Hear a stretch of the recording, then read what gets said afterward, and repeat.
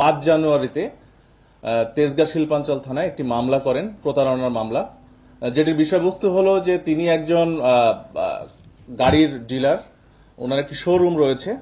তো সেই শোরুম থেকে চালান মূলে আরেকজন সাব ডিলার তিনি বিভিন্ন সময়ে গত নভেম্বর এবং ডিসেম্বর মাসে বিভিন্ন সময়ে 4টি গাড়ি তার কাছ থেকে নিয়ে যায়। পরবর্তীতে সেই 4টি গাড়ি তার শোরুম থেকে অন্যত্র সে সরিয়ে ফেলে এবং এই নওশাদ সাহেব, ইমদাদুল হক খান নওশাদ সাহেব যখন এই গাড়ির ব্যাপারে তার কাছে জানতে চায় তখন সে টালবাহানা শুরু করে। এর প্রেক্ষিতে তিনি তেজগাঁ শিল্পাঞ্চল থানায় একটি মামলা করেন এবং আমাদের মামলার তদন্তকারী অফিসার পরবর্তীতে তথ্য প্রযুক্তির সহায়তায় এবং আমাদের তেজগাঁ শিল্পাঞ্চল থানার টিম নিয়ে গত 14 তারিখ রাতে অভিযান পরিচালনা করে প্রথমে সেই যে সাব ডিলার তার যে এবি ড্রাইভ লিমিটেড তার শোরুমের নাম, সেটির ম্যানেজিং ডিরেক্টর জারাককে গ্রেপ্তার করে, আটক করে, জারাক আহমেদকে আটক করার পরে তার দেয়া তথ্য মতে আমরা গাজীপুর জেলা এবং গাজীপুর মেট্রোর মধ্যে অভিযান পরিচালনা করে সেখান থেকে আরেকজনকে আমরা আটক করি। তার নাম আবুল কালাম রেফতিয়ার। তার দেয়া তথ্য মতে আমরা এই আবুল কালাম রেফতিয়ারের এক আত্মীয়র বাসা এই আফতাবনগর থেকে আমরা 2টি গাড়ি আমরা উদ্ধার করতে সক্ষম হই।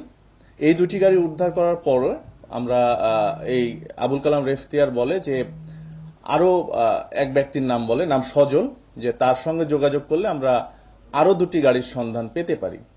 পরবর্তীতে যখন সজলের কাছে আমরা যাই, আমাদের টিম যায়, যাওয়ার পরে সজল আরো 2 ব্যক্তির নাম বলে, রুবেল এবং সাইদুর। এই রুবেল এই সাইদুর তখন আমাদেরকে এই 2টি গাড়ি এই নারায়ণগঞ্জের একটি স্থান থেকে এই 2টি গাড়ি আমরা পরবর্তীতে পাই। পাওয়ার পর আমরা 4টা গাড়ি উদ্ধার করতে সক্ষম হই এবং এই প্রতারণার কাজে নিয়োজিত যে 5 প্রতারক, এই 5 প্রতারককে আমরা তখন আটক করে থানায় নিয়ে এসে তাদের ব্যাপারে আইনগত ব্যবস্থা নেই। তো এখন পর্যন্ত আমাদের কাছে যে 4টি গাড়ি আমরা উদ্ধার করেছি, এজাহারে প্রাপ্ত গাড়িটি হচ্ছে 2023 মডেলের একটি টয়োটা হ্যারিয়ার জিপ গাড়ি, 2018 মডেলের একটি টয়োটা ভেলফেয়ার জিপ গাড়ি, 2018 মডেলের একটি টয়োটা স্কয়ার মাইক্রোবাস, 2019 মডেলের একটি টয়োটা এক্সিও প্রাইভেট কার।